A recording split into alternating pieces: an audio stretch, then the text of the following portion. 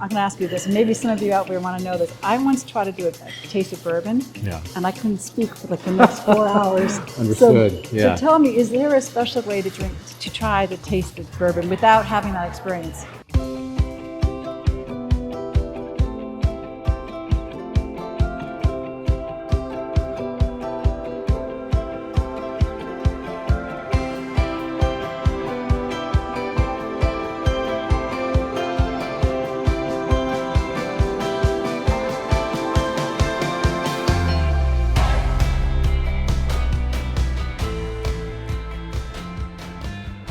Welcome to Coastal with Kathryn, and where am I for the show? Well, I'm going to review the clues with you. Number one, the location between Savannah, Georgia and Charleston, South Carolina. It's Bluffton, South Carolina, which is beautiful old town on the May River. Number two, the name of the business? Well, it's called Burnt Church Distillery.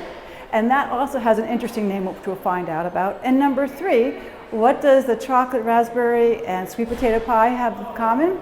Well, that's called the Sippin' Saint Moonshine. Doesn't that sound interesting? So where am I? We're at the Burnt Church Distillery, and we're going to talk about spirits. So let's go inside.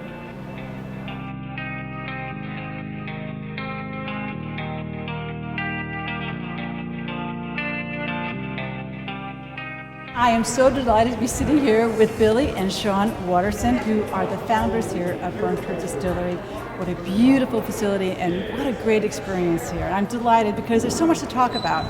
You know, this has been 3 years in the making, I understand. And just 2 weeks ago, they had their grand opening. Congratulations. Thank you. So you're still feeling the growth and the new and creating all the experiences for your clients to come into. So let's start with you, Billy. What is the vision behind this?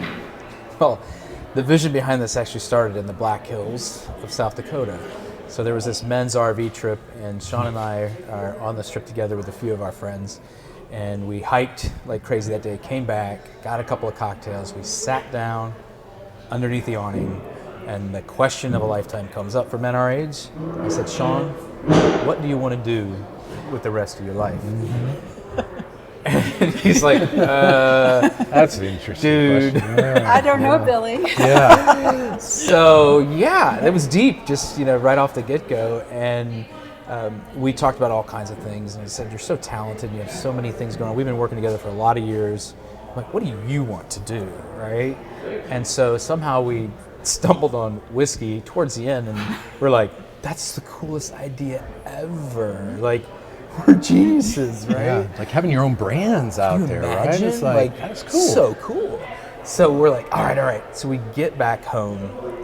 We each do our own research, and about a week later we reconvene, and Sean's like, dude, there's a lot. This is really not a hobby. Like, this is a thing. There is so much that goes into this, the licensing, the equipment, the process. You don't just start making it. And I'm like, So we're like, all right, put a pin in it, and maybe someday we'll revisit, and then back to reality, right, with our jobs and everything else we're doing. So about 4 months later, there were some changes that took place in my life, and ended up staying, overstaying my visa here on Hilton Head Island, never moving back to the northwest suburbs of Chicago, and had some extra time on my hands, and I didn't quite know what to do. So I had to ask myself the same question, Billy, what do you want to do with the rest of your life? I didn't know. So I knew I had a lot of work to do on myself. Fast forward, I emerged from this in March of 2018, and I wake up and I'm like, I think I want to make whiskey. You did. You woke up and that said, was this it. is I want to make whiskey. So I called Sean, me, and I said, dude, do you want to make whiskey? He's like, yeah. Like, what do you mean? And I'm like, like whiskey. He's like, are you serious? He's like, I'm super serious, dude. He's like move to South Carolina? I'm like, yeah, move to South Carolina. And he's just like, I need to talk to my wife. I'm like, yeah. Fair enough. Yeah. Fair enough. Right. So Megan said yes? Oh, yeah. I mean, I was sold, but yeah, she was, yeah. So Sean is creative, and he's a foodie. He's always been a foodie. I mean, like, when we were kids, He's the only person I know that can make a hot dog do weird things. So like, he would put like sour cream and hot, or what was it, like salsa? It was a sauce. It was a taco sauce, and we used we use like a coney type sauce, and then the sour cream, you dice onions, and we just turn this like plain hot dog into this like, wow, oh my God, I can eat 5 of these, and I can generally only eat like 1 hot dog, but I'm like, I could just gulp down 5 of these things. So the flavors combined are just. So this is amazing. sort of the thing, because I know you like to create and do, and we were talking about that on camera, and you are a foodie and you love to cook. So it just seems to put the two passions that you like to build brands and you like to create food, and I think just alcohol is an extension of the food. We need the food to make the alcohol. Right. So this seemed to be a perfect sliding into it, right? Match made in heaven, And here we are today. Oh, congratulations. Thank you so much. So let's talk about when the customer comes in. What's the experience? Because what I love about this room now, it's you walk in and we'll show you a tour of it, but there's a beautiful bar space, and then there's different sitting areas. And here we are in a great leather couch, and I feel like I can sip a bourbon and just relax the day away. And there's also other sitting areas. So the reason behind this was the vision to do what? What was the thinking? Well, we wanted people to come into a space that had story, and not just any story, but depth and story. And ours is directly connected to the community. And so, the name Burnt Church was inspired by a road that had no reason why it was called Burnt Church Road. How goofy. And that just didn't set well with my soul. And it became my hill to die on, to say, how can we prove what happened? How can we tell this story, solve this mystery, and then gift that to the community? And that's what we did. But more importantly, we wanted to take story and allow it to impact our brands, impact the feel of the space, the time frame of our story. And so really the main emotion starts outside. It's looking at the architecture and saying, where am I? Because I don't feel like I'm in Bluffton, South Carolina. I feel like I'm in some huge city somewhere, right?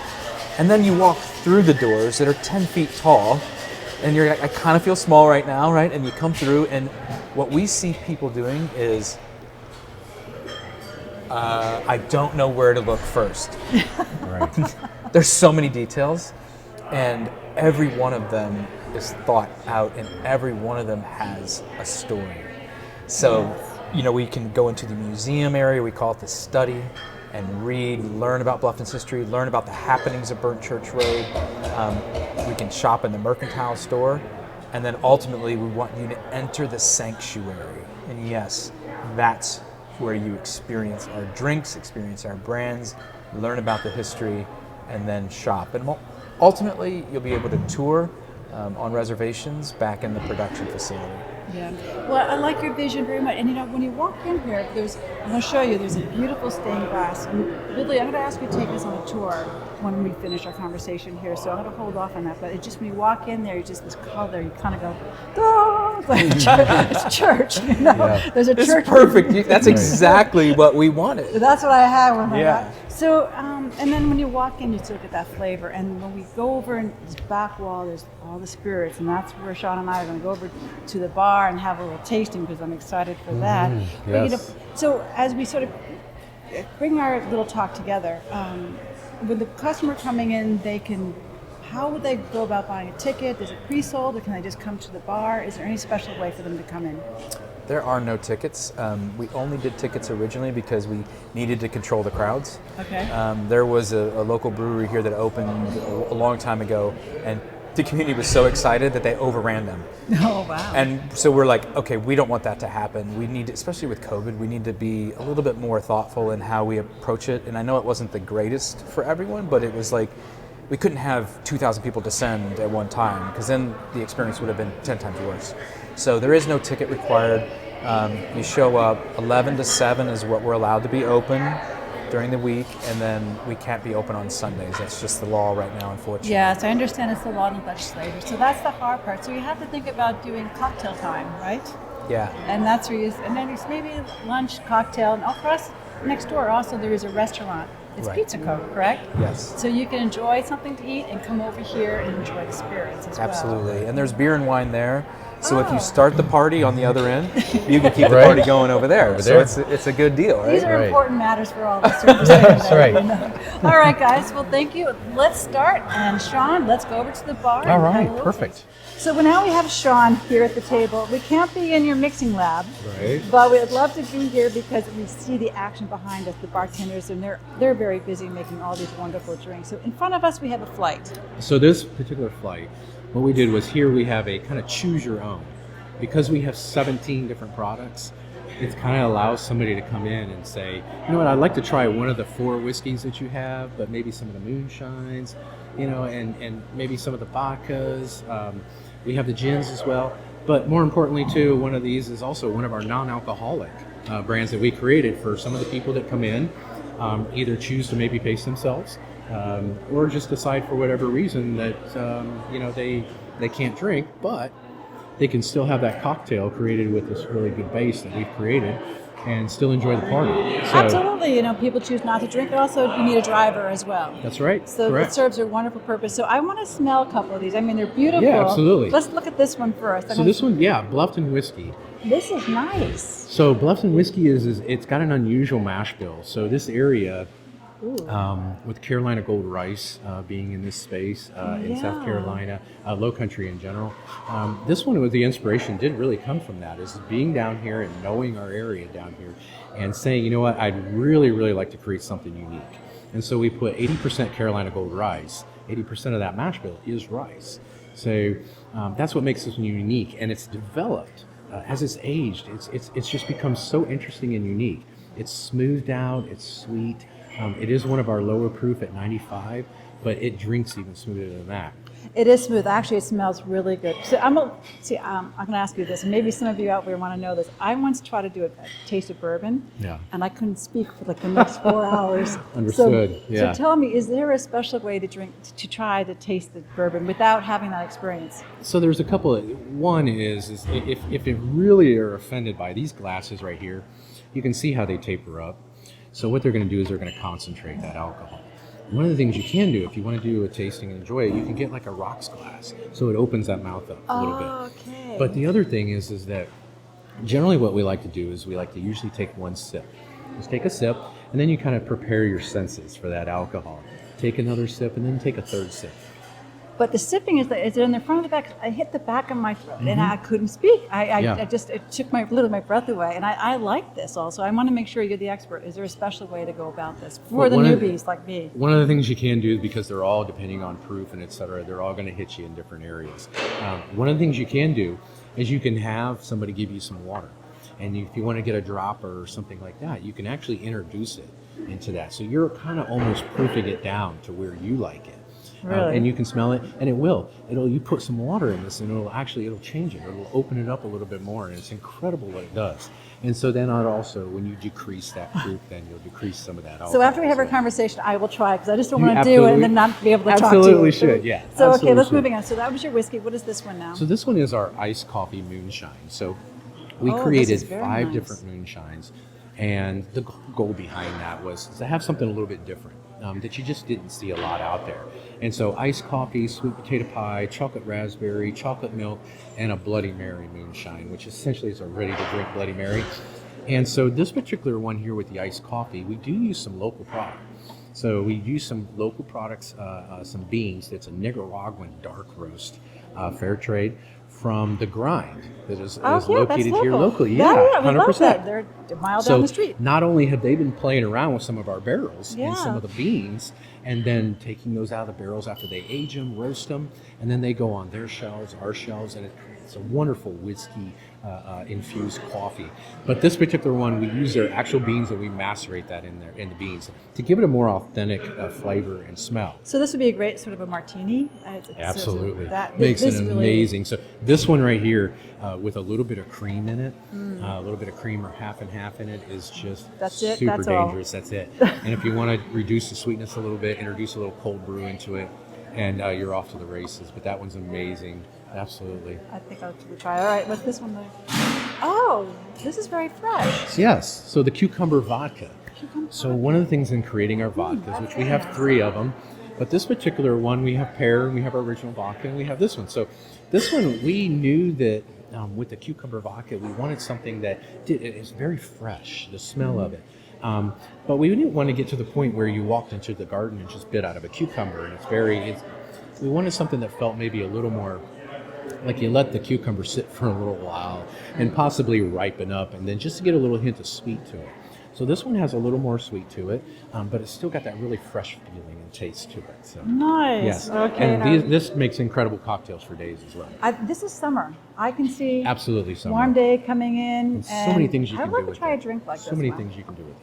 And then this one, what do we have? Oh, it's different. Yeah, so this one's very forward with the blueberries. So that's blueberry so this one is called Amethyst. So we knew that there would be people here, obviously, we talked about that wouldn't drink. And we want to be able to create a cocktail for them so they can feel like they're a part of it. It's inclusive. So this one we have 2 of them, a lemon cucumber serrano. Right. This one's a blueberry ginger mint. So we have distillate in it, so we created it almost like you would a traditional spirit, but it has no alcohol in it. And Okay, I'm going to try this one. Absolutely, go ahead. Yes. Oh, it's interesting. What we did, Front taste, back taste, and now Right. it's like exploding. you're getting a tiny little tingle or burn with Yeah. it as well. So the one thing we wanted to do is layer flavors. It's water after all. It has no alcohol. We needed to start layering flavors. We needed to create a mouthfeel, and we needed to create a little authentic type burn that would make you feel like, even though we put it in a cocktail, you felt like you were actually probably could be drinking alcohol, low proof, if nobody told you. So this is one of the products that we have here as well. We also sell this one online, but we have a menu online, recipes for this, probably about 10 or 12 right now, where you Can I can try create one them of at these home. cocktails? Absolutely, yeah, absolutely. All right, so which one are you going to bring to me? Well, do you want the non-alcoholic or do you want the cucumber one? I want that one. All right. So- Look at the steel magnolia coming over here. Yeah. Oh, look at Yeah, this. so you're going to enjoy this. Thank you, Rhett, so much. I Thank appreciate you. it. Thank you, sir. So isn't this pretty? It has the cucumber swirl in it, and it's we call this the It's called the steel magnolia. So you're going to have a Okay. little bit of the cucumber vodka. You've got some blueberry simple, some honey simple, and we top it off with a little bit of soda water. And of course, this beautiful garnish that you've got there. It's really nice. It's very refreshing. You know, You can hang out here for a while. Yeah. This is absolutely. really congrats, Sean. You did a great Thank you job so with much. all these ideas and the Thank you. recipes and everything. Oh, it's wonderful. Be sure to come, and hopefully you'll be here too, so people can introduce I am, themselves. yeah. And You say can always hi. ask for me, and I'm usually back in the lab, always working on new products. All right, great. Well, we're off to go find Billy because he's going to give us a tour. Wonderful.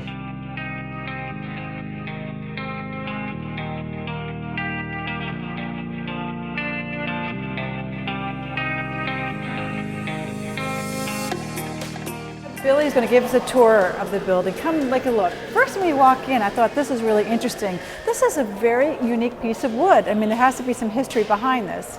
There is a lot of history behind this, and this tree, or this limb of a tree, has a lot of stories to tell. This is a work in progress. This is a piece of the secession oak that just recently fell on Freedom Day this year. So we've been working to craft this into an entire piece that picks up on both sides of the story, both the story we know in our history books about the secession oak and the story of how our local Black community has experienced Bluffton here. So this is going to be a really neat type of way to showcase both sides. You know, it's interesting when you walk around and there's so much history here, and you look at the trees, they just know so much. They've been, you know, they've been around so long. Yes. Let's go over to this section because you really have done a wonderful job creating the history and sharing the story, because it's walking into like a little museum.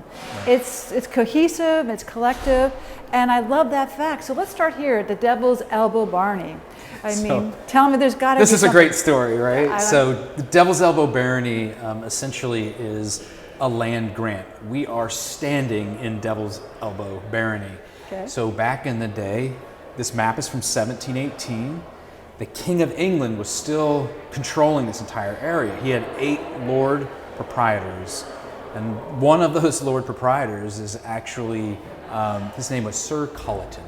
And in 1718, Sir Culleton granted himself 12,000 acres, and that's what you see on this map.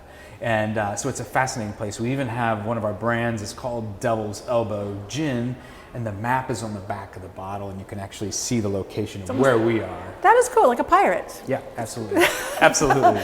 And look up, I love this idea too. So, you know, when you come into Bluffton, you have the experience with the spirits here, but yet we talk about what we have for history. I mean, I know we want to go through it piece by piece, but just the broad spectrum. We have maps, and you get the ward, and you can see what do you want to point out? Like, this is a very popular destination to visit, this church. Church of the Cross. Yeah. That's right. Yeah, so there's a lot of history here, and I would be remiss if I didn't give the credit to the Bluffton Historical Foundation for putting this together. We felt it was very important to let them tell the story of Bluffton as they tell it today. And so these are the things that they picked out that they felt would be a nice timeline given the constraint that we have with space. Well, tell me about these gentlemen, number 4 and number 9. Right, so this is George Bell Palmer. Yes. And what most people don't understand is that Burnt Church Road has only been called Burnt Church Road since 1954 when the state took it over. It was actually called Palmer's Stretch or Palmer's Avenue, named after George Bell Palmer in the 1890s. And we were just flummoxed by that because how can this be? We're in the South. Nobody would name a road after a black man. But the truth of the matter is 3/4 of Beaufort County was owned by black families, run by black families. All of politics, all of schools, everything. And so contextually, it makes a lot more sense. It's sort of like the Mitchellville. Absolutely. You know, and that's what we have. I have a segment about Mitchellville too, which was such an important part in history. I love Mitchellville, and I love Ahmad Ward. He's fantastic. Yes. Executive director at Mitchellville. We did. We interviewed him. We have and we have Kathryn, who's the archaeologist there as well. So that's going to be a fun segment. But I also want to talk about number 9. Number Reverend 9 Seabrook. is you picked a good one. That is Reverend Joseph Seabrook. So he is the man that caused our church to be built in 1849, and our church was called Mission to the Blacks, not to be confused with the Mission to the Blacks by churches, the Methodists, the Episcopalians, and the Baptists in the 1830s. This was a singular mission by a man who was conflicted, and really there's an imperfect work that had begun, but his work we've picked up on, and we're taking that to the next level. Okay, well now we got our history lesson. Let's take a little bit longer down the hallway and let's go walk into the bar for the experience. Let's do it. And as we're walking through,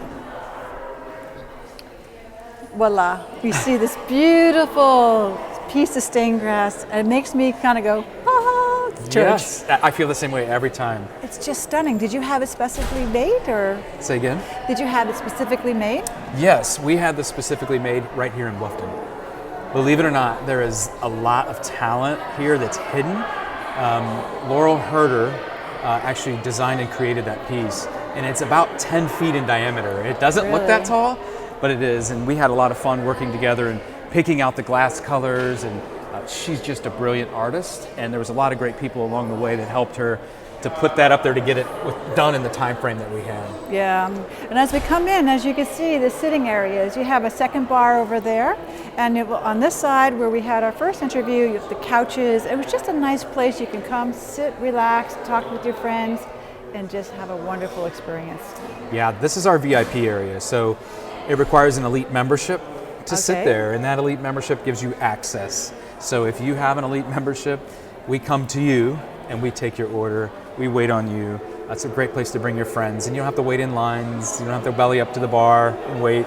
You're already taken care of. So you also have first access to new releases of bottles, anything interesting that we're doing, a music series, you get first dibs on tickets. Mm-hmm. Well, that's something you can go on their website and find more about that as well. Absolutely. Well, I want to say thank you so much, Billy, for your hospitality, you and Sean. I just want to wish you all the very best, and thank you.